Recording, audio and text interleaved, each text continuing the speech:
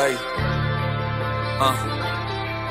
hey, hey, yeah, hey, what a time to be alive. I left them for dead, now I'm living right. No new friends, no new advice. That was high then, but we got bigger heights. We got bigger fish to fry. Bet on myself, then I roll the dice. Man, it ain't a gamble if you know you nice. All right. Welcome back to Doll in a Dream podcast. I'm your host, Ara Amen. This is the #1 podcast in Dallas, Texas.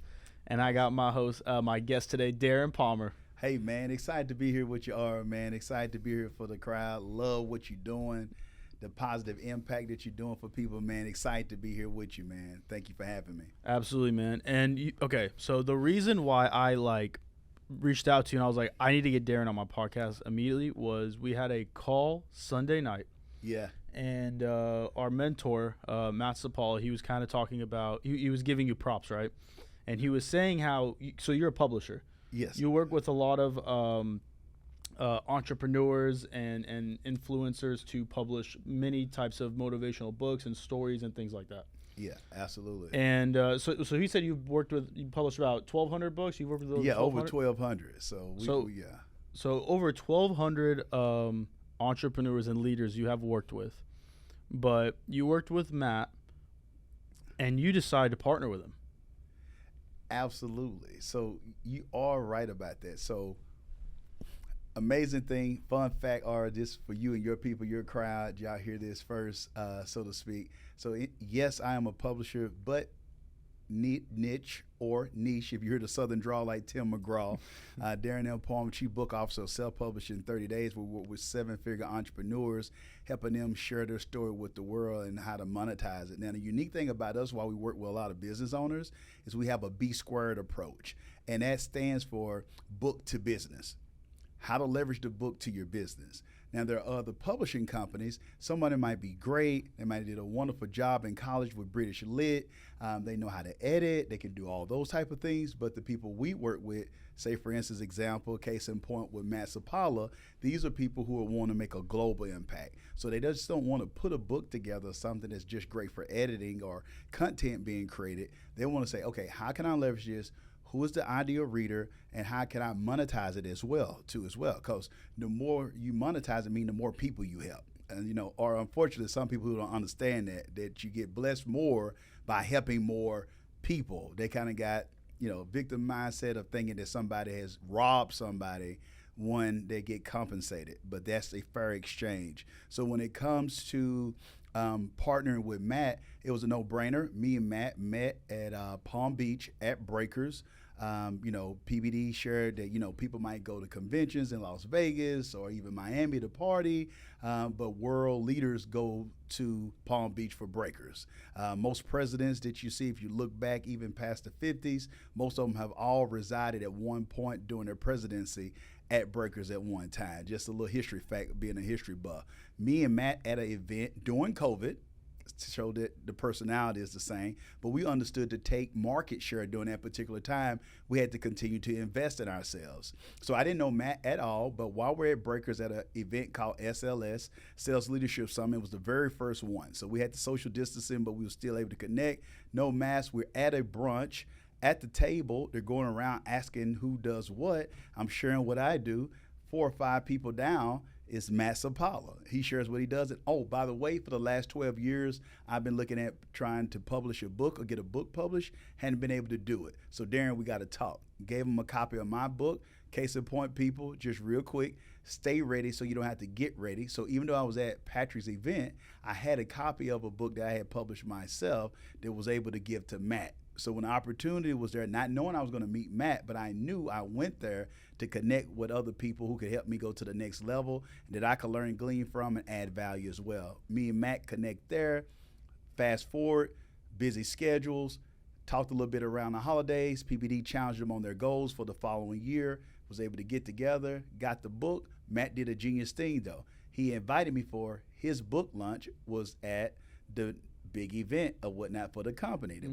So we go there to support him as the publisher. That's one of the fringe benefit for the people that we do. We are big on experience, not customer service. So we wanted to be there in person and show him we support him the whole nine. But while I'm there, I'm looking at this crazy culture, and I was like, man, this is amazing. I've been to conferences in Vegas, but I never saw Vegas be turned into Disney World. Disney World pre everything that's going on now in Disney World, where you're seeing parents, I'm seeing little kids on their dad's shoulder walking into the event. I'm like, this is Vegas? Like through the casinos? We got a family environment like that? So I went there, saw the culture, saw people from different economic backgrounds. It didn't matter their ethnic background, where they were socioeconomically on the ladder. They were focused on growth, and they were excited to be there. I was like, this is not my grandparents' type of insurance conference. I'm used to people of a certain complexion, 55 plus and older, and I'm seeing people from Armenia. I'm seeing people from Nicaragua. I'm seeing people from Mexico. I'm seeing people from the Bronx and Watts and Houston, and I'm like, wow, this is something that's interesting. So that's how we connected, and I saw the value and the system aura. So I shared a little bit about me being an entrepreneur. But what we did with self-publishing 30 days, bro, that was all me and the team. So we had to invest in compliance. We had to invest in lawyer fees. I had overhead that was shift between 25 to 55,000 plus per month. So that's not including, even though I went to SLS, it wasn't like, besides YouTube videos, Patrick wasn't with me every day. I couldn't just call him on the phone to get access. So when I showed up and saw the experience of what I was able to do with partnering with Matt, wait a minute, the formula is already here. I was looking at doing something for my family. I was inspired by Rick Ross, what he did for his family with the Wingstop franchise. I was like, all my family is not going to be in publishing aura. So what can I do to have another company that's turnkey, so to speak, so I could leverage? So when I saw the opportunity where I didn't have to put $1 million and or $2 or $3 million, depending where I was geographically located with a McDonald's, and have to be in that business for over 10 years to hope I might make $250,000, and then I could come here and then not even have to put $100,000 down, but for $199 turnkey, I've already followed this stuff. I was investing to be able to be close to Patrick here, but the book Patrick created with his leaders with a blueprint to be able to give you the structure, and I got mentorship from top leaders, and I got sidelines of individuals who are making moves like you, because any business you need what I call HC, human capital. Human capital, regardless of what you're doing, what industry you're in, you want to be with the right people. So if you got the right people, it's like GE, great things come to life. Man, I love it. That was a great story. Yeah. I want to back up to how you got into publishing, and because let's start from the beginning. Let's actually go even further back. Let's go even further back. What was Darren Palmer like growing up? Where were you born? What was childhood like? Mom and dad, what was it like growing up? Okay, Darren Palmer, great question, by the way. All right, Darren Palmer come from Northeast Texas, rural Texas, Mount Pleasant, Texas. Parents, high school kid, mom 16 years old, 15 years old, got pregnant, high school sweetheart. All of a sudden, what I'm going to do, the grandmother shared, all I know is my baby is having a baby, and this is not really cool. So what they came up with was, okay, we need to abort the baby, because it was in alignment with, I want my child to have a good life at that time, want him to go to school, so let's do it. So at that particular time, this was before, you could get deals and endorsements and sponsorships by being pregnant at 16. They kind of put you in isolation. You was kind of like an outcast, like a scarlet letter or whatnot. And so they went there. At that time, people were picketing the whole nine at the abortion clinic. They was able to rush my mom to the back, get her in. She's crying profusely or whatnot. My grandma there holding her. The doctor comes in, or the doctor shares with her, and my grandmother at that particular time, rest her soul, we can't abort the baby. He's too far along. So the stipulation was at a certain age, a certain size, you couldn't have it. But really that was God's favor over my life. I was big for my size as a baby, so they thought that I was further along in age when I could have been disposed of at that particular time. So they knew when that happened that it wasn't. My mom took a love to me, and she had, even though she was young, she was a mother in nature at heart. So I was able to have a great experience with her and watch her evolve and grow. Even though my dad wasn't there at the time, I still was able to connect with my dad, still be in the area, some of the challenges and things that he had too as well. But I was able to grow up, got in great love. My mom grew, went to a community college, got a degree, started growing up the corporate ladder, got some opportunities for me and my little brother. I had a little brother that I had, so I was the big brother, so I had to learn leadership. What'd you go to college for? I went to college after that, after playing sports. Went to college, criminal justice and sociology. What'd you play? What sports did you play? Sports, football, basketball, track. And what were you gonna? What was the main profession in sports? Sports. Were you trying to get a scholarship and then eventually? Well, at first it was, but I had a love for the game. So Okay. I grew up as a kid. I was a latchkey kid. This is the 80s, so we were outside. Like, literally. Okay. Now, we did play video games, that kind of Mario, Duck Hunt, all that. I'm dating myself a little bit, but those Tecmo Bowl, now it's Retro Bowl, you know what I'm saying? But I love sports, so I played, but this is a funny thing. I had an injury around my junior year, and I saw how I was treated with having an injury. And I would feel like how disposable I was, even though I was loved, but like, wow, they're getting ready for the next group of guys and gals to come in.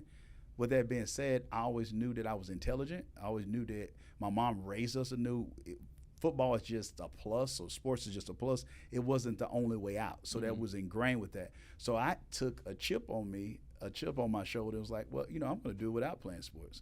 So I went to college without playing sports, did that at Stephen F. Austin State University in Nacogdoches, Axum Jacks, for my Jacks out there. But I left there from college and that when the boom was going on with real estate before the debacle and Lehman Brothers and all of that. So I had a good friend in college that had a real estate firm, still has it, one of the fastest growing real estate firms out there in Houston, Texas. So I left there and went there and got into real estate for a while. So when you graduated college with criminal justice, you went to real estate? No, I left college early. Oh, you left college early? I early? left my last year. Okay. My mom still wasn't too pleased with it. Yeah. But I was just entrepreneurial at nature, man. So I saw the opportunity, and I believe in carpe diem, season a day. And so I was like, wow, man, like I'm here, but I'm not going to do anything with criminal justice, man. I realized I'm not doing the sociology. I'm just doing that just to say it was a steady job at the time when I first got in school, but I really didn't know what I was, going to do. I just went that way. I was like, I knew I don't want to be a doctor. I didn't want to deal with blood and all that. And so I was like, oh, criminal justice. I like watching mafia documentaries. So that was my logic behind it. Let me just get a degree. I know I would learn when I got out. But when I saw him go into real estate, I saw the opportunities. He was an entrepreneur in school with doing events and things like that. I was like, well, let me go here. I love the city of Houston too as well. So let me go out there and learn firsthand. So I was able to see a startup, which, hindsight is always 20/20 vision. So that has helped me too in entrepreneurship, even for myself, and even in different ventures and companies that I start, because I saw the grassroots of what the real work was behind entrepreneurship. Did you, was that your first exposure to entrepreneurship? You said you're an entrepreneur at heart. Was watching during college your friends start this real estate business. Was that your first exposure to entrepreneurship, or where did it stem from? Well, I would say seeing entrepreneurship, I was able to see street entrepreneurship and know that I didn't want no part of that, for some of the things that I saw transpire during that particular time in the 80s. That goes without saying. But I also was able to see it too as well, for as just the experience with me. Ours back in the day, I can remember it. In elementary, where I was at that particular independent school district, grades from kindergarten to third went to elementary, and then it was an intermediate school, so fourth and fifth. So that's mean a collective of all the other elementaries would join together for fourth and fifth grade. But while I was there across the street, this was before all the stuff, a lot of the shootings and things like that, there was a candy lady that stayed across from the street in the neighborhood that we would go and frequent even when school wasn't going on. So I learned very quickly how to be able to think creatively. So something was in my mind like, well, hey, there's some kids here that's not able to have candy. I'm able to get the candy for this amount from the candy lady, but I'm able to come and sell these crybabies and annihilators to other people that's at the school. You were buying the candy from the lady, and then you'd bring it and sell it to the kids. I would go to the school. Wow. She was right across the street. I would buy the candy from the candy lady, and then I would go and sell it. So I might get it for 10 to 15 cents, and then I would go sell it for 50 cents and $1 or whatnot for the stuff at school. So when I saw like, wow, that feeling of, like, I did something. Like, man, I got this money. So I'm taking care of my own supply. I was getting high off my own supply. You know what I'm saying? But with that being said, I saw the rush and adrenaline rush of, wow, this is something I did that was created. You made money. I made money. And that was like the travel book. When you travel for the first time, you see what it is to travel abroad and all that. So when I saw that, I was like, oh, man, that was an epiphany. I didn't know the word epiphany at that time, but it really was an aha moment. It's a feeling. It's a rush. It's adrenaline rush. And you're in 4th, 5th grade? Yes, 4th grade. Oh, that's young. Yeah. So I saw that crybaby situation, and I was like, oh, man, like this is a game changer. So that happens, and then you go to criminal justice. Was there any other entrepreneur moments that kind of stuck out to you that geared you towards that decision? Yeah, it was. So say, for instance, I had already understood that I could create opportunities when it came to making money. Now, I wasn't, because it wasn't sexy at the time, you know, like it is now. Well, I'm an entrepreneur and all that. It was basically like you were unemployed at that particular time. In some circles, it's still viewed that way. It's a little bit more sexy now. But at that particular time, I knew it was a rush and all that, but I wanted my own money. But I was still from a middle class, hardworking family. You go to school because they were typically capped far as not enough education or needing more. So I still understood that education was important. I didn't know the difference between education just to get education and education that you can learn yourself and apply those skills and monetize those skills. It was just like most people come from middle class families that you were just basically promised that everything's going to be all right for you if you had a diploma or you had a master's. That wasn't the case. And so I got to college and really looked at that and I was like, I don't think this is the road I want to go. I see other opportunities with no cap far as what I can make far as income, and the trajectory started to change there. So whether it was me with clothes or just being able to create stuff and be able to make money, that changed the trajectory. But I also had a job too. So I would go and say for my parents didn't even say nothing, but I got a job at a Pizza Hut. I got a job at the Pizza. Then I got a job at what we call here in I know it's What a Burger, but in Texas we say Whataburger. You know what I'm saying? Whataburger, but it's not proper English. I know you're hearing it from me. And by the way, I do not edit. I'm just a business person. I got an amazing team. So when people hear me, they're like, wow, are you doing the books? Like, no, I take no credit. I will measure books up. People can tell if I make a social media post or because it's typically messed up. But that shows you that you don't have to know everything to make money in business.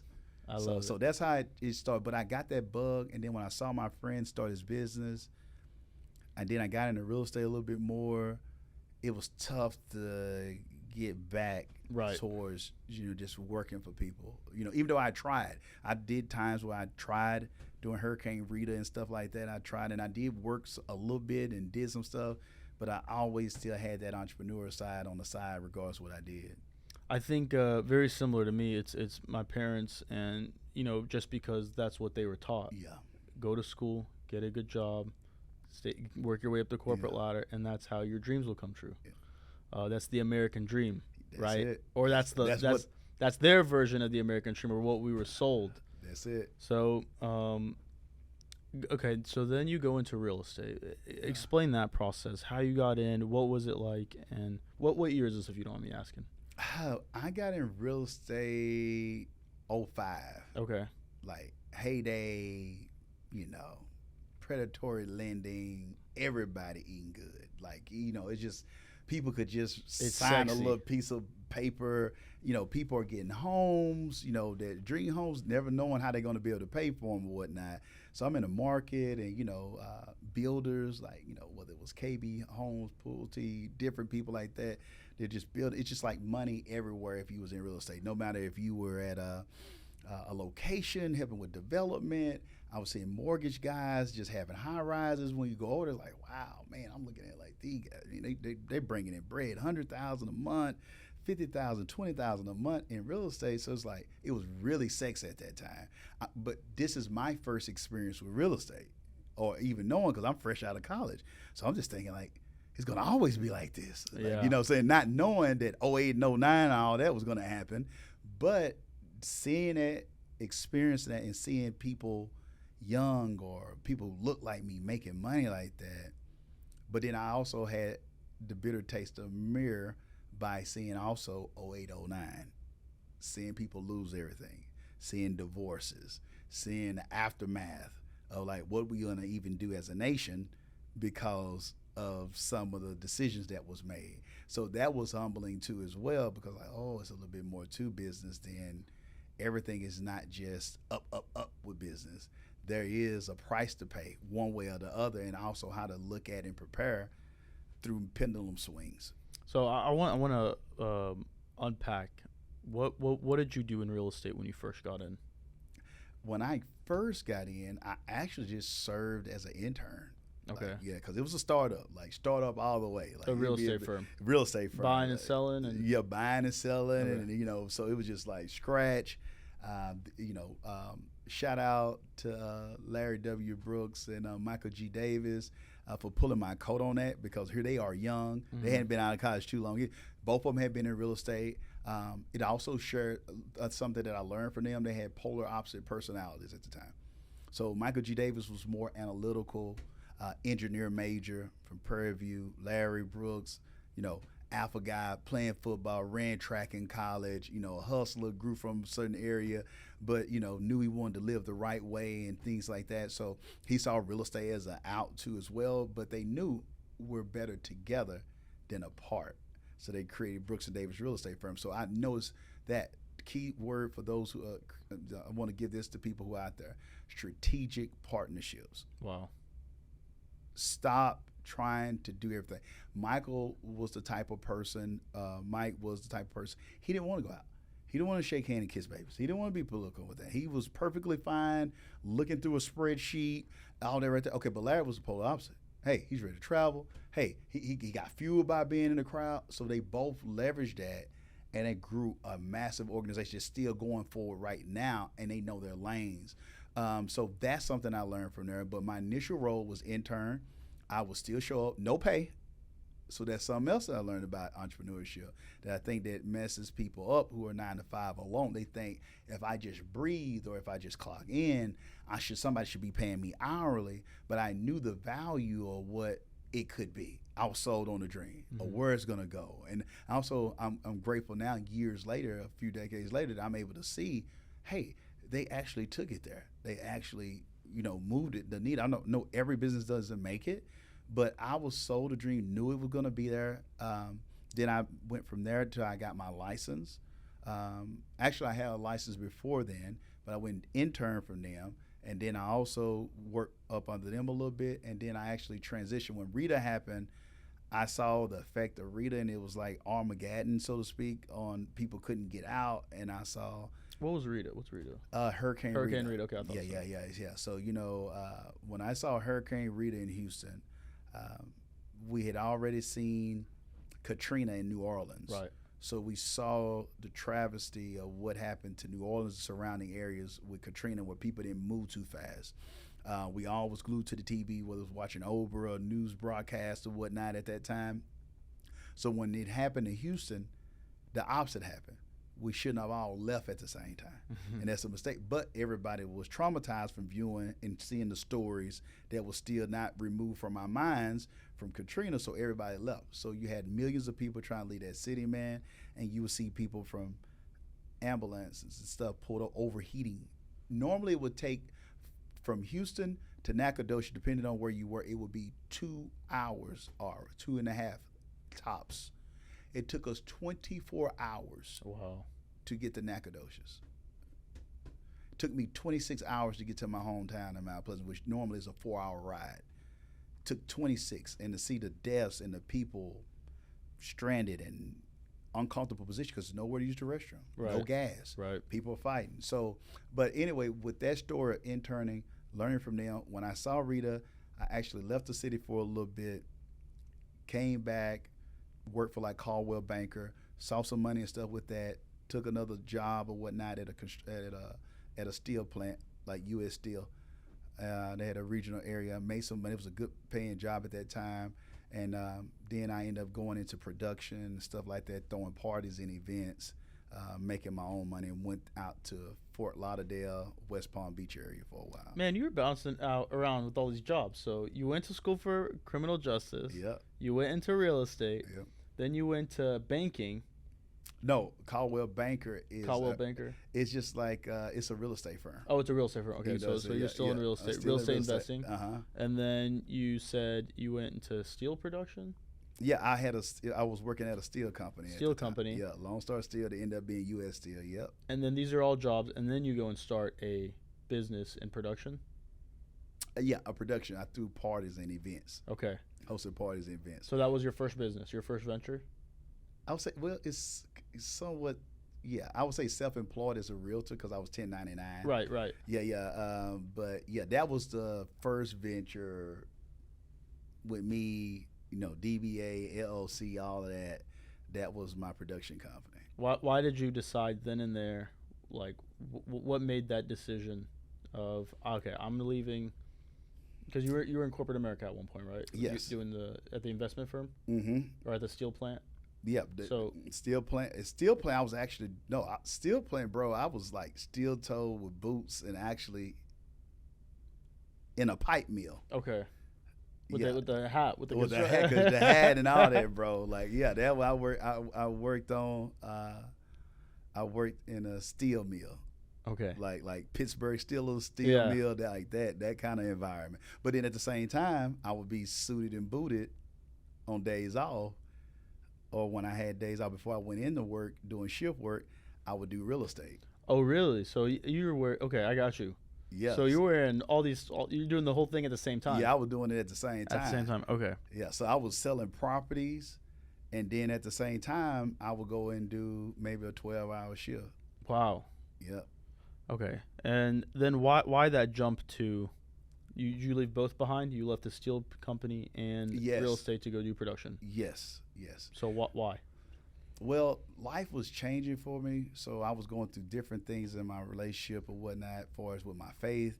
And then when I was there, I got into like party mode. I knew I could do events. I knew other people that I knew.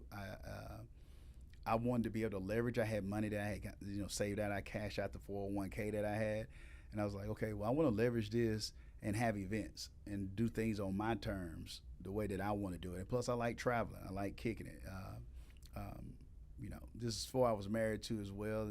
So I enjoyed the life that came with that too as well. So that was just my experience. I was like, okay, I had already traveled quite a bit, just going different places. I was like, man, outside of Texas, I'm able to keep my guns and all that, but I'm able to be by the water. I like Florida because I'm able to still do the same stuff I do in Texas for the most part. And I can always fly somewhere else and have a good time if I need to and come back.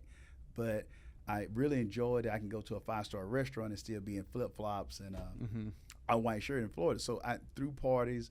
It was good. I was back and forth between Texas and other areas. And so I really enjoyed it, man. I stayed in Florida for a few years. Really enjoyed that. Then I ended up going back to Houston because I was doing parties in Texas and out in Florida. What's it like doing the parties? It's like like real estate events? Oh no, what type of parties? These parties was like parties. Parties. Okay. Parties like events. So it's like I would have like rappers or something. Like I rent out a venue, put out entertainment, have up and coming talent, but I start understanding the value of it. So to make money, I might have a more of a well-known rapper or somebody there, or entertainment. But then for other people to get on, I will actually charge them to be able to make their break. So they might be weekend warriors too. They really want to be doing this full time. And so I understood that that was a way to be able to serve them. That was a unique niche. And so that ended up benefiting me later on going into publishing too, because I started knowing there's a lot of weekend warriors who people want to invest. It's like what we know about AIM now. I didn't know I was doing AIM, but I knew there were people with that eye for its income that had income, but at least they were doing something towards their dreams. That could give them that dopamine that even though I might hate this crappy job, I might not like what I'm going through right now, but for this moment, for this time, my dreams are being fulfilled. My name is on that flyer. I'm being acknowledged. Look at my logo. Look. And so that's how we was able to, do that. And then a lot of connections going again. I didn't call it human capital and all that then, but I was able to meet, connect, it's, little cred there because people knowing you, you meeting people and you making your own money. You living on your own terms. Who was one of the biggest artists that you were able to book at your party?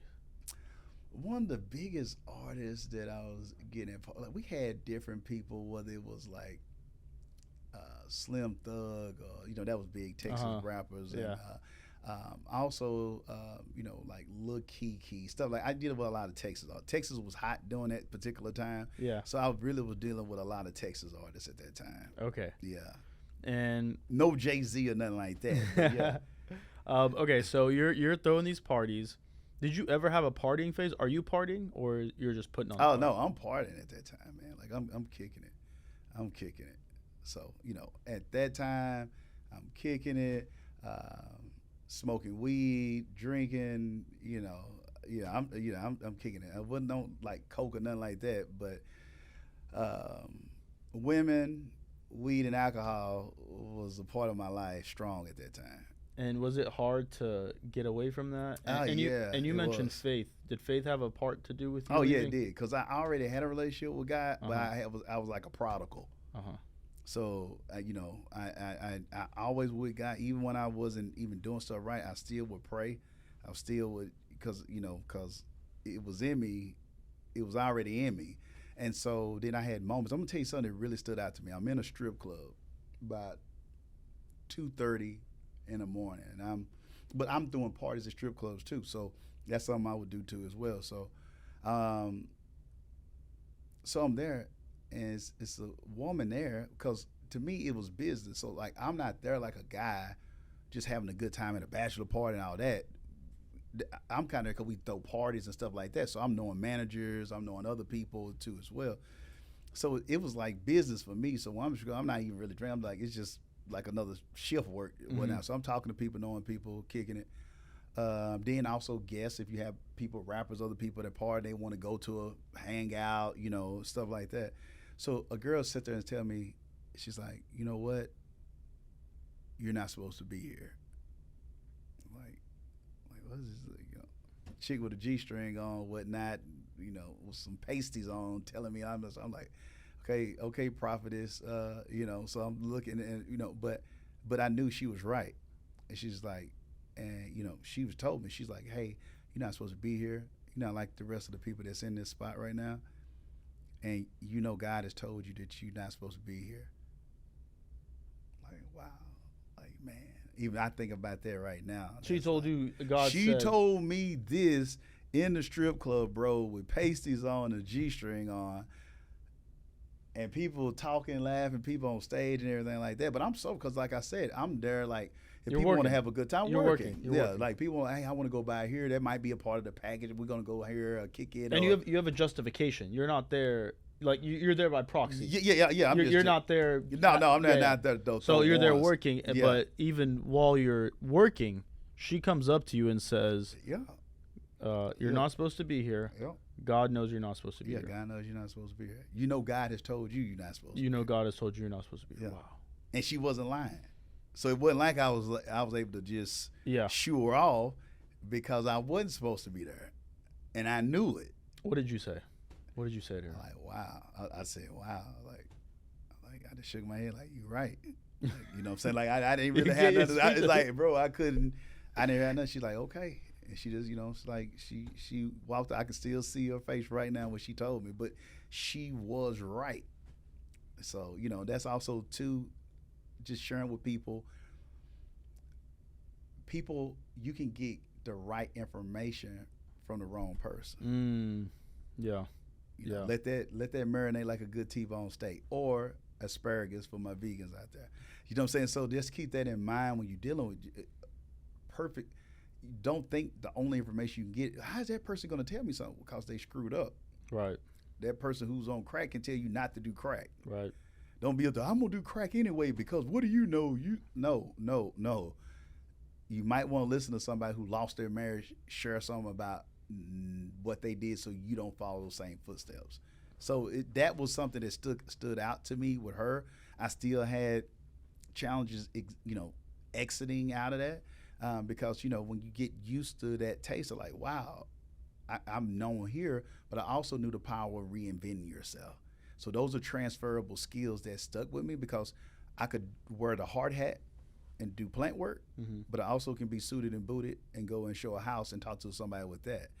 I also saw the difference with me partying. Well, okay, I can have parties, I can do this, but at the same time, okay, when it's time to do something else, I was willing to do that at that particular time. So what came next? After she told you that, what happened next? I still continued to live the party life there for a little bit because I was being hard-headed. And then finally, a situation happened where I was like, okay, I gotta change some stuff around, man. I got back from Houston. Situation didn't look right. Girl I was talking to, I'm looking at some stuff that was going on, and I was like, well, you know what? I'm not about this life anymore, man. You know what I'm saying? Like we I'm kicking, I'm partying, then life is going on. I'm getting older and stuff like that. And then I was like, wow. And then also I had my first child. That was a switch. That's a big moment. That was a big moment. I had my first child, and I was coming from Florida back to Houston, and it was something. But we could have shotguns and stuff like that in our cars, but I got pulled over into some, and it's like, oh, and this guy pulled up in it. It was like a officer, like a Fed or something, and he was like, something was going on. He's like, oh, they was looking at some numbers or stuff that I had in my phone. It's like, oh, this person. But it was a lot of rappers and people that I met. People got all kind of different lifestyles that they live in. And then it was like knowing people. Like I was like, man, I'm a promoter. I know people because people have parties or book me to throw parties for them and all that. I was like, but it is what it is. But that was a moment I thought to myself, like, hey, you know what? If that was a blessing, because if this guy was willing to tell me this, that's letting me know the circle that I'm around. I just had a daughter that I hadn't met yet. So I'm thinking to myself, is history repeating itself? Because when I was born, my dad had got into some trouble and ended up being locked up. And I'm thinking to myself, it's like deja vu. Am I going to do this to my child and have her experience that? So that's when I was like, I'm going to have to let this go. Came back, worked the regular. That was real humbling because I went from partying to working at a local chicken plant. Oh, so you had this partying lifestyle where you're getting paid to party, and you went to go work at a chicken factory. Went and worked at a chicken factory, hanging cold chickens, bro. So my hands blistering. I'm wearing gloves. It's cold. The assembly line, they bringing chickens falling through the line, and I'm hanging chickens. So, like, I'm hanging it. Then most people who could get the job, and I'm not saying that all, because great people that worked there and did it, but it was a place that even if you came from prison, they gave you a job. Right. So you're dealing with people. Now, here I am with somebody might just got out of jail. It's like, that's the job that you get back on your feet on. So it didn't matter where I went to school and all that at that time, because, see, I had, no history. I hadn't been really working. I'm just doing parties. And so I was like, man, I just need to get on my feet. I need to get some stuff going.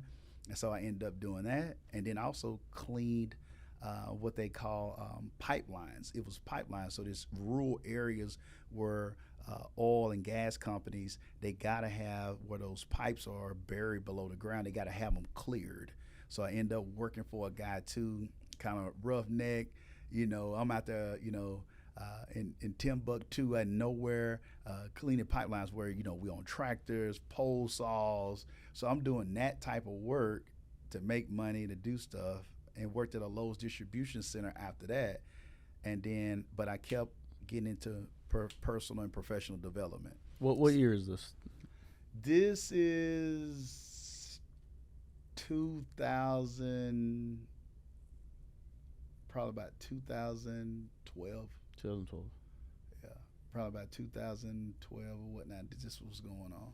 Yeah, so I worked at a Lowe's distribution center, construct hot people falling out in the ambulance because of Texas heat, cooling. But I was able to get favor and work up to do a sort of position, kind of like where I was able to do management and all that. But I was learning. So I was into podcasts before podcasts got popular. In around 2012.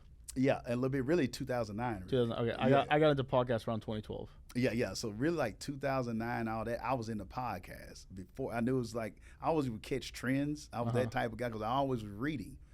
So I'm a big reader. So I'm reading. I'm doing podcasts. Then the guy I'm working with, we talking about podcasts, books. Hey, you heard of this? Hey, you heard of this right there? So I'm learning and growing. Then I'm going to conferences because I also knew the power of getting with the right people. Mm-hmm. But my mind was transformed. So even though I was working at that distribution plant, I was treating it like it was my company. Wow. So I was dealing with conflict resolution with different team members because I was in control.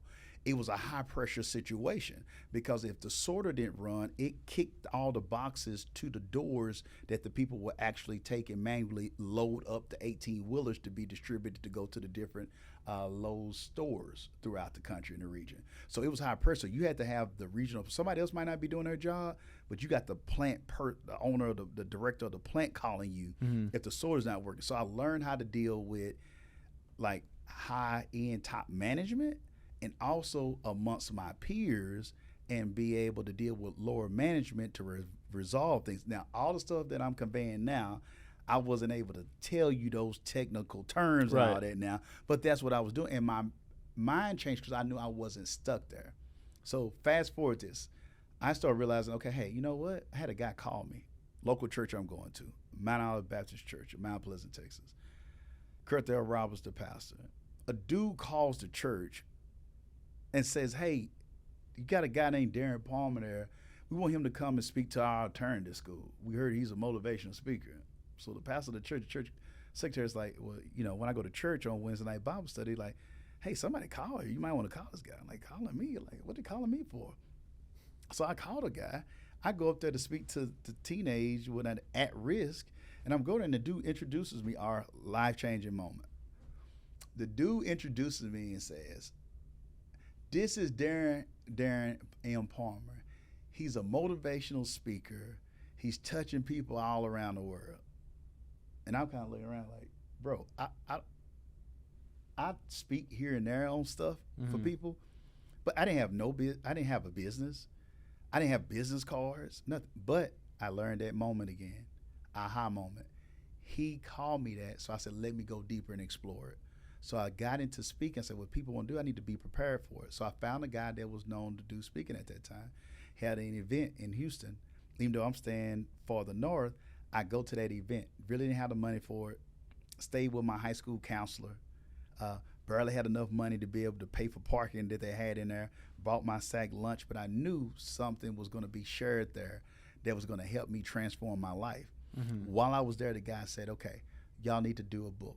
If you say you're going to be a speaker, you got to have a book.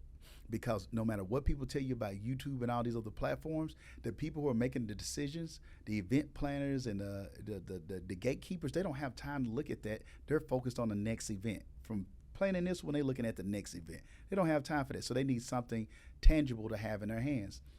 I made a pledge that I was going to do the book. Didn't know how to do a book at all. I never did even change the book up. I left it there. I took a picture that me and my mom did for me and my brother did for my mom for her birthday. We cropped it. The imaging is bad, it's blurred out. But I left it that way because that was my first book and I got it done. But then I learned something while I was doing that book, or this was it. I got the book done, was able to follow that advice and started getting into speaking, started doing keynote speaking and stuff like that. The information I learned, reinventing myself again. So I didn't allow where I was working at the distribution center to hinder me from embarking on the new journey.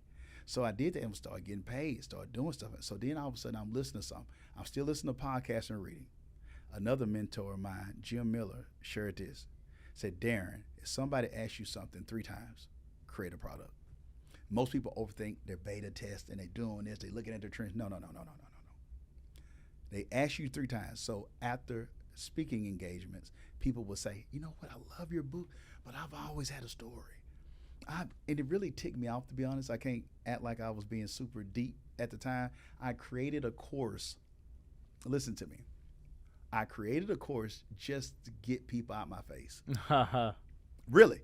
I had it on my out of frustration. Out of frustration. Because I'm like, I'm going to be the next Les Brown. You got to be hungry. Yeah. See, I'm like, Les Brown is getting older. I was like, it's time for some new blood. Okay, now watch this. This leads to self-publishing in 30 days. Create the course. I'm like, it's messing up my speaking website. So I created a landing page for it. This is before landing page was big and all that. I created a landing page for it. Then I had talked to a good friend of mine, Darren Roberts or whatnot. We both were going into some new different areas, reinventing ourselves. I was like, okay, people are still asking about this. Let me just go ahead and put the knowledge that I know behind it and really see what it's going to do. We made a pledge to each other around towards October before a new year started. We did it. I took the landing page, created a full website, put the expertise I knew about it out there, man, and it blew up.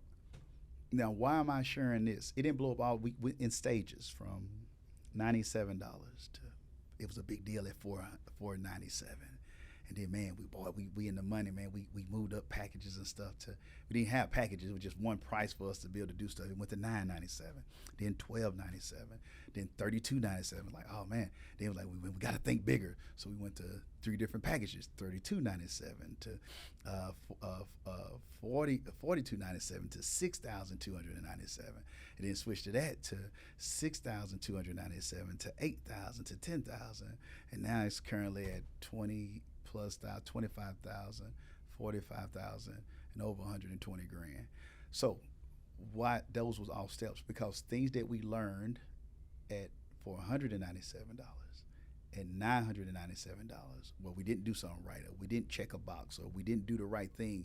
We took those lemons and made lemonades. So now when we embark on a journey with a Matt Sapaula or Marlene and Jose Gadan, or we deal with other people like that. Now, if it's Mark Victor Hansen joining the podcast and things like that, there's childhood dreams being able to come true. I'm reading this guy's books and he's willing to go on the platform. Why? Because it was all those steps that we took along the way to allow for us to learn from that and fail forward to be able to help the people in this season in our lives or whatnot. So I'm sharing with people this, what is that thing that wasn't my idea with the publishing? So for those who are listening, where is it a great business opportunity? Because it's not sexy? Because you didn't create it? Because it wasn't in your 10 or 20 year plan? That you're forfeiting fortunes and families' lives transform, all because you have to be right. I love that you said that, because it wasn't your idea. And what we're doing now is not our idea. And I'll even admit this, I never saw myself as an entrepreneur. I was frustrated and I had to become an entrepreneur. Yeah. My background's engineering. My mindset was, go to school, get a good engineering job, work at a place for the next 40 years. It was what I was taught. It was what my mindset of success was. Yep. Out of frustration, I was like, this is not working. And frustration and walking into the PHP office and hearing Matt and just being like, this is not my idea, but I can turnkey this business. You gave me everything I need to. All you gotta do is run. I don't have to worry about compliance or lawyers or the technology. I can just run. I can have a podcast. I can go worry about other things. And okay, what was that time frame from? How many years was it when you were you spoke at the church? The pastor brought you up to launching the business. I would say that was around 2011, by 2012, I did the business. I started. I was doing it part time, still working. And then I don't advise people to do this, but at the time, my wife was working at the same place. That's where I met my wife at, working at that plant. So that was a good thing too, as well. So I met my wife. Even though people see my wife, she actually drove forklifts. So a little blonde chick, you know, so that you might see at the office if you're at a local office, she actually can drive a forklift. So you know that's showing how out of place that she was in there. But she learned how to drive a forklift there. So with that being said, I had her leave first because we were in a relationship with each other. But she worked the graveyard shift.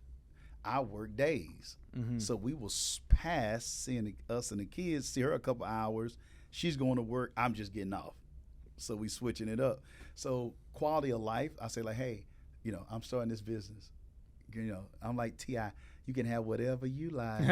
you can retire, girl. We about to make it big. Not knowing, you know, stuff wasn't the way I thought it was going to be immediately. We had another backup plan. You know, funds ran low. But I was committed to doing it, and we just saying, hey, we're going to work this thing out. Not to mention we had a new baby. So she has have a book about that, Diaries of an Entrepreneur's Wife, where she was dealing with some postpartum stuff. We didn't know it at the time, and with the baby, and then I knew that the baby was the business, because I'm thinking like, as you know, a provider and everything, you know, I don't have time to have a pity party, so to speak, because I got to keep the lights on, right? You know, so yeah, so that was 2000 around. I said around that 2010, 2011 area, where I was learning and growing. Went to the event.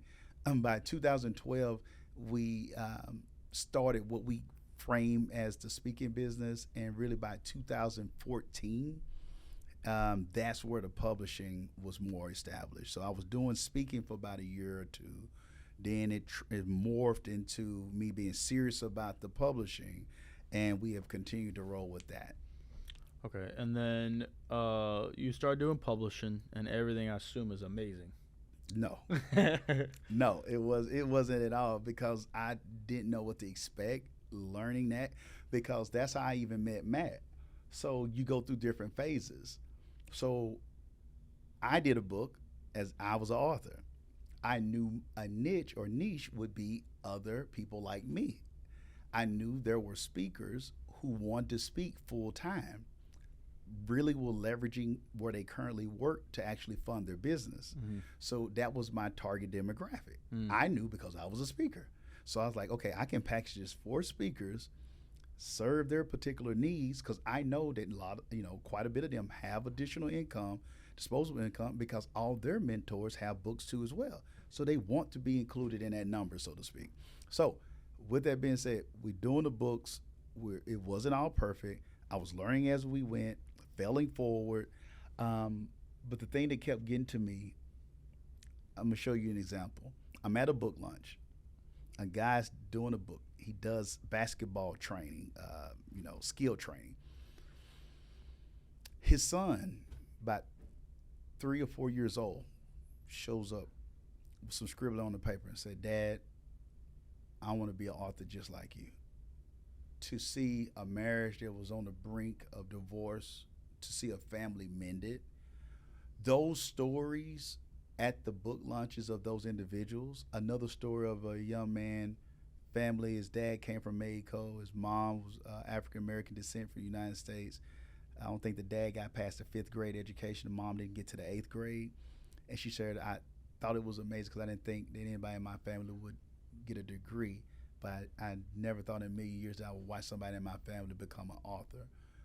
To see him crying, me crying, trying to be, because I'm trying to MC and help MC it, but to see that impact, not just for the readers, but the lives that were transformed for those who created the books, was life-changing to me. I was like, wow, man, this is impactful. And to see my wife flourish, she was the one that was always great in school. Her mom would even say, no, Stephanie is the one.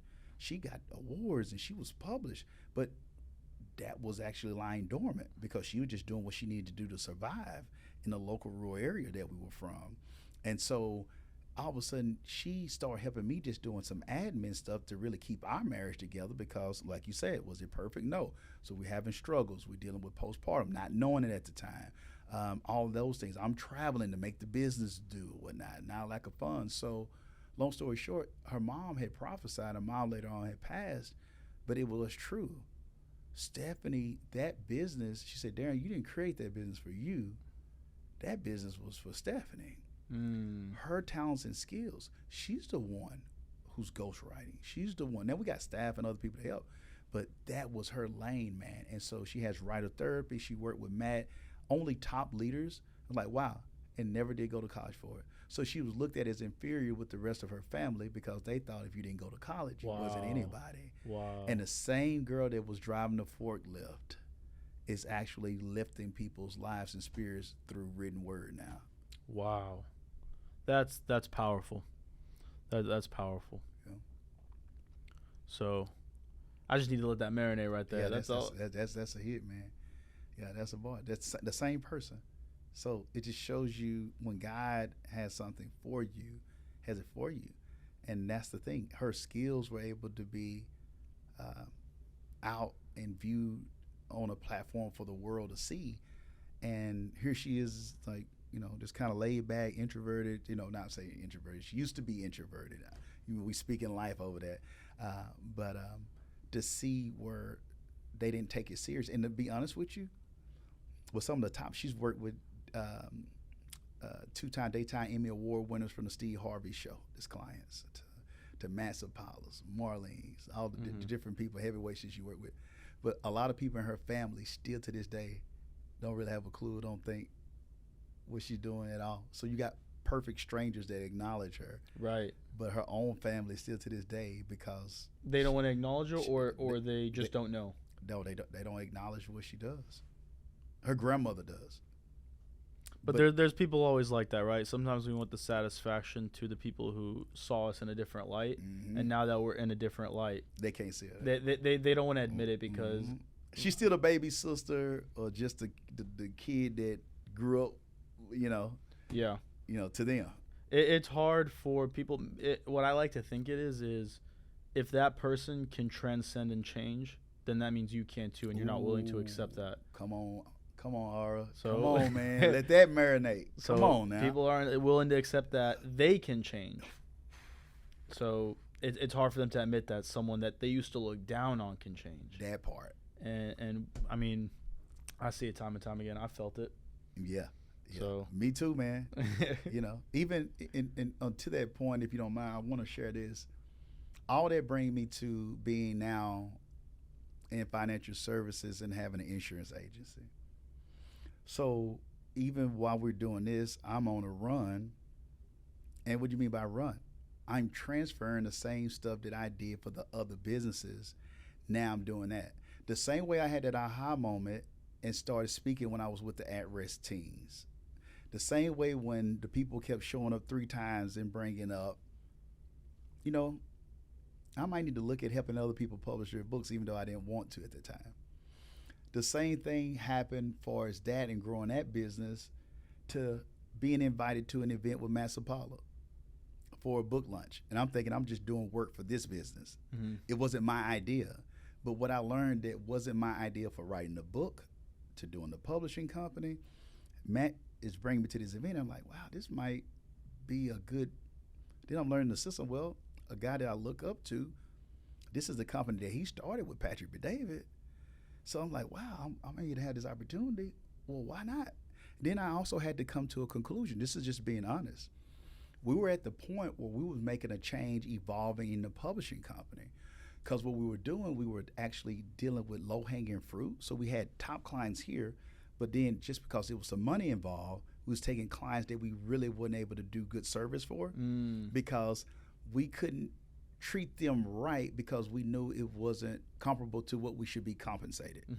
So we was taking it just because the money was there. Yeah. So they were having a bad experience even though they wanted a good, cheap deal. Right. But we weren't able to provide for, so it was wrong. You're doing for them a everybody. disservice. I'm doing a disservice. You're doing them a disservice. So we cut that off. 7-figure entrepreneurs or whatnot who understand the power of story and leveraging and want us to work with them. And so we took it there. And then I said, well, I want to have something too as well with times that I'm able to do with family and also as well. So we transformed that, switched it up. When I found this opportunity, it's like, well, how am I gonna do this? Like, man, I'm known as the chief book officer.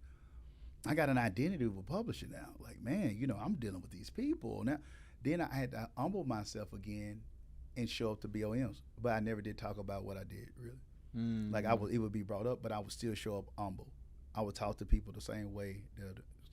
No matter what somebody, even though I might have did something that amount that somebody else did a month, but that didn't matter because the metrics. I can't come to a football game with basketball rules. Right. And I'll even say this. I wanted to say this in the beginning. Your energy has been through the roof since I met you. Like phenomenal energy. Gratitude, man. Like it was just all love, positive vibes. Like that energy that you walked through that door is why you are who you are today in such a short amount of time in the office. So, and I agree with you, right? And you know, we talk about rings, right? Yep. I've made 6 figures, right? So, but now I'm coming in, and it's like that doesn't matter. That don't matter. That passes the past. I'm not. It doesn't matter. It doesn't matter. So what are you gonna do?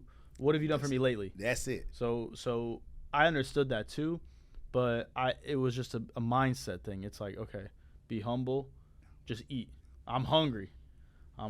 So I love seeing, you know, that's why I really wanted to talk to you more, because we haven't really sat down and talked. No. Like, we haven't really talked. We really talking the first time together like this. Right. And that's why I do this, because there's a lot of people that, so the first podcast I ever did was with Justin. Okay. He's on my team.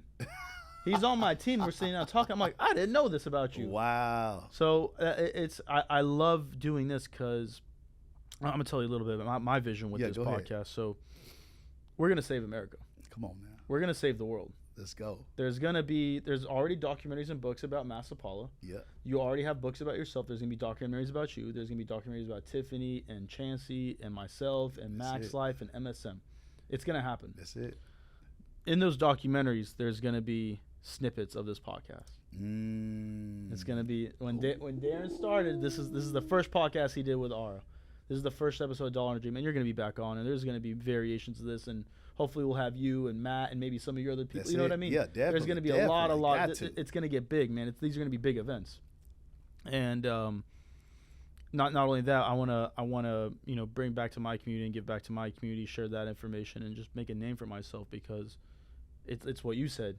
If God's for you, it's for you. So this has always been it's always been here. It's always been here. Just like when we were in that chicken factory, because I wasn't in a chicken factory, but I was in a factory. That's it. I was in a factory, and I was like, man, I mean, I'm an engineer. I'm in the factory, and it's like the 401k's there, the benefits are there, but it's just something's not right. That's right. Something's not right, man, and I just knew in my heart, man. I just knew God had a bigger plan. Okay, next thing I want to talk about is you touched on. You met Matt, and you started getting in the finance industry. Actually, I want to back up. Can you talk about how you help authors monetize, or is that something you keep proprietary? No, I can share a little bit. Okay. About yeah. So the first thing we do, we think about the end from the beginning. Okay. And so what I mean by that is we don't just put a book out just to put a book out. So let me just give some quick tips. So number one, what you want to do is just strategize. Okay, well, I don't know what to write. Keep this in mind. You hear people say everyone has a book in them. That's partly true. That's a half true. Well, how can it be a half true? You're right to an extent, but most people have books, plural, in them. So if you don't know that, then the book will smother the books. Got you. Like a pork chop. Got you. So with that being said, now all of a sudden you're creating, you don't know that you have a myriad of content to put out, but you're trying to force like a buffet mentality instead of you just really want sushi, but you're trying to eat everything like you're not going to eat again. Have the appetizer. That's it. Have the appetizer. Calm down. It's going to be okay. So if you focus on writing one book like we did with Matt, we had that set out, had that breakdown. He came to the realization, it's like, oh man, I got books. It took me 12 years because I was trying to put everything in one book. So that's where Faith Made Millionaire. Then we was able to go into Gotcha. Then we got, some other stuff just about to come out. So why? We got several books because he knew I don't have to put everything in one book. And so that's a mistake that people made, or misconception that they have. They got to put everything in there. Or another thing is this. Oh, Darren, Ara, I haven't arrived. I have so much I need to accomplish. No. It's different phases of your life. And somebody that was where you were can benefit right now because they are currently where you used to be. So stop thinking that I need to be 110 before I create a book that's relevant for somebody. No, you're not through growing. No, you're not through evolving, but somebody needs to know about how you got to where you currently are. That's something that people got to understand. And then here's some of the tips. I would say always start with anywhere between 6 to 12 topics, subject matters of something that you already know that you've been able to accomplish. Okay? So let's just utilize you or as an example. Okay, you made 6 figures, you've been in corporate, and you've been in places that you don't want to be. It could be something, from having courage. It could be from 6 figures to no cap. I like that.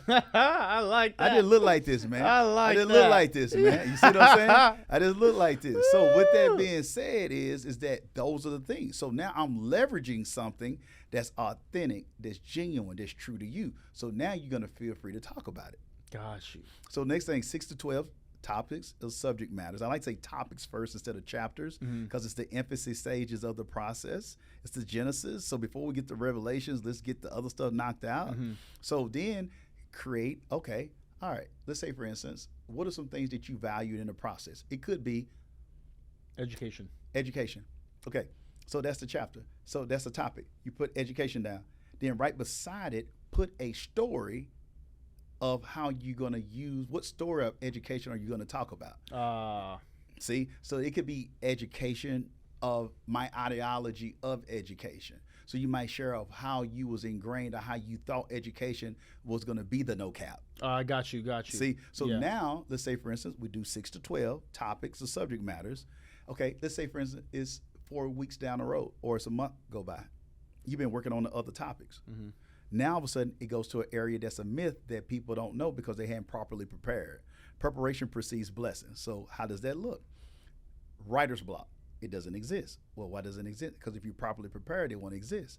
So by the time you get to that particular topic or subject matter when it comes to education, I got it written out, the story that I'm going to talk about. So it's all kind of things that you can talk about when it comes to education. If you don't write it down and make it plain, then you'll be trying to talk about 3rd grade. You'll be trying to talk about high school. You'll be trying to talk about a college experience with education. Well, that's all education, and it's things outside of schooling that we call or university or whatever it may be that involves education. But when I'm talking about that specific period, okay? Like say for instance with me, I can have something I write a subject matter down. I can say love. Love for what? Is it love for my wife, love for my kid, love for my business, love for working out, love for God? What am I talking about? So when I get specific, then I can come back. You're a great job at communicating. You're a great communicator. So when you have it, now you say you write it down, you have your little outline. Now record yourself talking 10 to 15 minutes on it. Just see what you can do talking about that subject matter. Then when you do, because when you verbalize, you're creating more content than you would be if you was writing it out. Got you. So most people think they got to be Ernest Hemingway. Nothing wrong with going to Cuba and might be having a cigar and looking at the ocean. Shout out to that. But you don't have to do that. It might be, okay, now it goes from D squared. It goes from daunting to doable. So now you're like, oh, well, that wasn't too bad. Oh, well, man, hour, 2 hours broken up over a period of time. I'm knocked out. Now we transcribe it, put it around, lay it out a little bit. So now when you're looking at it, you're looking at your content not on a blank Word or Pages document. You're looking at it with some content. Now it's easier for you just to shift, move some things around, add a few things here and there, and you got assistance. So those are some of the things that we do to help people out with getting clarity first, because I believe wherever you have clarity of vision, you have acceleration to the known goal. If you're driving in the fog, you slow down. The fog lifts, you accelerate. That's what it happens when you got people that's walking with you, the same way that we have with the mentorship and being coachable, being available with the wealth of knowledge that we have at our disposal at the office. And that's the same way that it is when it comes there. So if I know that, if I know the lane that you're in, so then we target towards that audience. Gotcha is really for people that's a part of Matt's team. So now he's able to duplicate. We talk about duplication. He's able to duplicate himself because now he can be at that RI for somebody no matter where they're geographically located. All they got to do is go to the book. Right. They don't have to get on my neck to get him. Shout out, go to my neck for those who are out there and get what I coach. But that's an added resource. Faith Made Millionaire was more of his experience and what he came up. Now he has something coming out too that's going to be able to go to a demographic of people that's going to be able to grab a great pool for recruiting, letting people know how they can compensate, not overcompensate, they can add another layer of resources and opportunities because their industry is struggling in the area, but they don't want to think it because they haven't learned how to reinvent themselves yet. But it gives them more of a way out to be able to reinvent themselves and saying, you know what, commission's getting cut, this is not going right, I might want to check into something else. The house is burning down, how long? But there is a solution out there. So he has a book coming out for that right there as well. You've mentioned this something a few times, is reinvention. Why is reinvention important, and what was the biggest reinvention you've had? Man, I done went from a player to a prayer, sports to academia. So I guess because it's been such a part, it's like I'm the type of person, I'm all in. Whatever I do. You're always reinventing. That's what I've realized about your story right now. But I'm all in. So if I feel, my mom always told me, this is something that stuck with me. My mom told me this, that it took me a while to get it at first, but when I got it, I ran with it, bro. Use your own head. Like if you gonna get in trouble for something, get in trouble for something that you wanted to do. Don't let nobody talk you into something. Like if you feel strongly about something, if God tell you something, it's just like it doesn't matter what everybody else thinks in numbers. If it doesn't matter if 2 million people are against you, if you know that we're well able to take the land, take the land. Don't let somebody else, don't sacrifice your dreams because of somebody else's low expectation, or they don't want you, like you shared earlier, because if you change, that means that they got to look at themselves, and they would rather for you to stay there with them. Right. Crabs in a barrel mentality. So to me, the biggest transformation was, I would say, man, going from working like at the chicken plant and all that to all of a sudden, man, you talking about you a publisher. Right. Like, bro. And then that's the thing that was really I want to tell people this. Well, some people can think that is your pain is your product, number one. And also, what some can deem as a liability can be your greatest asset. So with me in publishing, I used the Southern drawl. You hear me say Southern drawl. Like I was speaking New York, different places like that. I knew everybody's going to know I was going to stick out like a sore thumb, but I embraced. I didn't try to be somebody else. Now I continue to grow, but I embraced me being Southern as a Southern gent. I didn't try to sound like James Earl Jones or Morgan Freeman when I went in. So I used my personality. I'm able to joke. I'm able to have fun when I spoke. Be yourself. I was being myself. So because I was authentic, even my mom was wondering about this when I was doing speaking. She was like, man, like you didn't even graduate at the time. She's like, you didn't even graduate. Like, how are you going to go talk to these professors and doctors and all this? I'm like, because in this lane, I knew what I was talking about in leadership. Yeah. So I'm bringing this up to people because at the time, most of the publishing companies was like in New York, California, Atlanta, Georgia. Okay, if you were in publishing, you were 55 and up, white, Anglo-Saxon, Protestant, or female, whether it's white, black, Latino, whatever it may be. And if you were male and if you looked like me, typically you was from a different sexual orientation. So here I come up, a guy that played football, ran track, Southern drawl, big laugh, smiling all the time, heterosexual male from Texas, talking all this slang and using all these words and stuff that people had never heard of from the backwoods, but it was a hit because it was real, it was authentic, and the lives were being transformed. So that actually was my secret sauce. So I'm sharing it with those who are out there. Embrace who you are. And as you're currently seeing right now while we're actually talking before this podcast come out, that reinvention is I had to get rooted back in that again here. I was just about to ask, what are you doing right now to reinvent Okay, to show yourself? you exactly what I'm doing right now, reinventing myself. As we speak, I'm here because I prepared for this. I got a photo shoot tomorrow. I'm going and viewing areas to do my podcast. I've did 4 or 5 podcasts before, but I stopped doing them back in the day. So I got a new podcast coming out called Books and Business. Just here first, and most people don't know about it. So I'm touring places with it, actually relocating here to be closer because proximity, because I found my tribe with people like you, people I want to do life with, things like that. Want my kids around to be more full-time. So I get through with our meeting on Saturdays. I got several appointments where I'm going to be viewing houses in the different areas or whatnot to be able to at least get my feet wet and then get a rental and then see later on where we might want to purchase a home at. And so I'm reinventing myself with the things that I created the other companies with. I got a book called Market Leader Mastery, and that's the same thing, taking over the platform. So you're going to see blogs, you're going to see social media content. I've been able to have, thank God, success that I've had in this business, but I hadn't did anything social media on it. I hadn't did it. I just tap rooting and going wide and doing the stuff just organically. But the things that I built the other businesses with, I didn't do it. So I'm having that same moment that I had when I did self-publishing in 30 days. Well, you know what?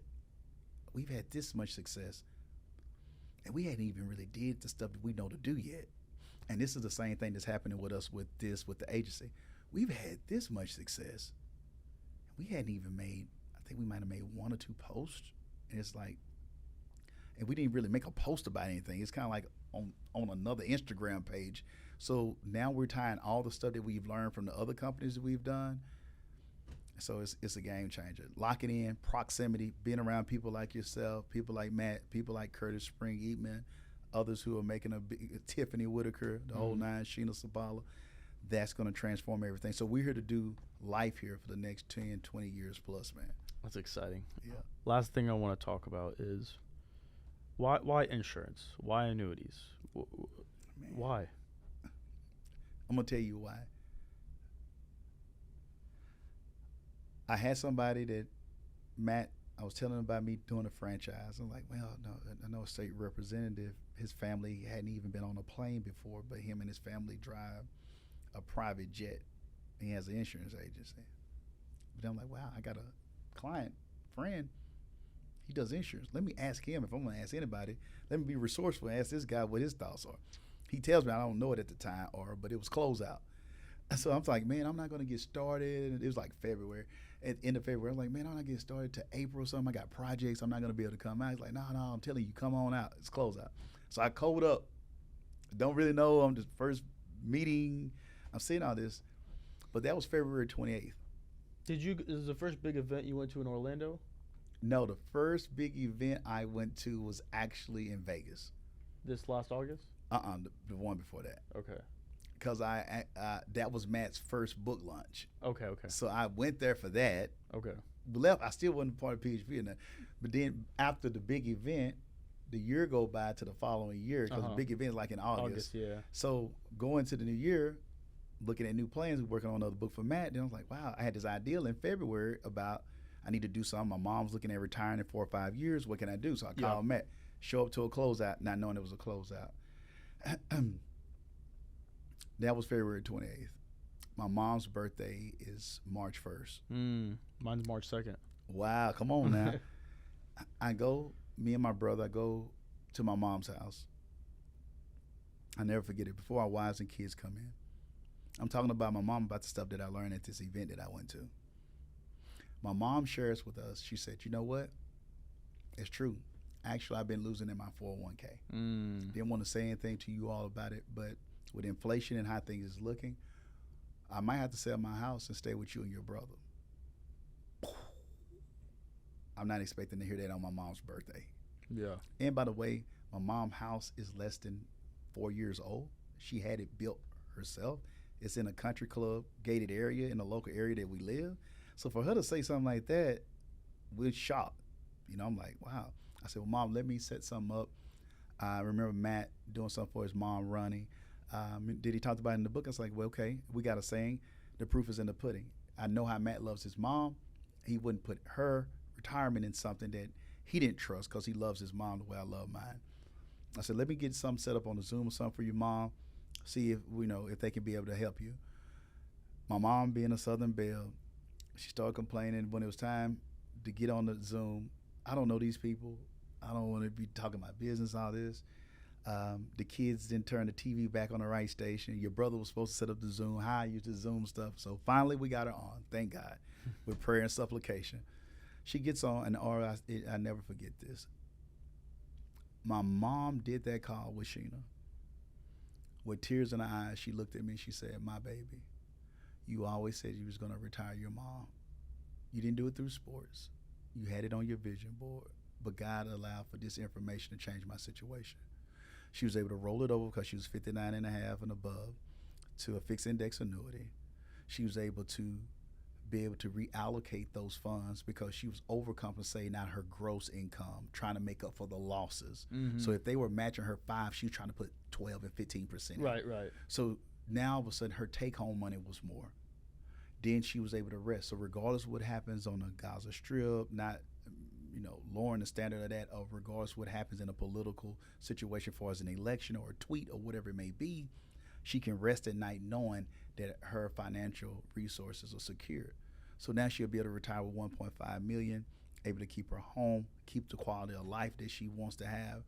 So before I even got my license, I saw the power of story, what we talk about in books, but I was able to see that actually manifest right before my eyes by me having access to that information.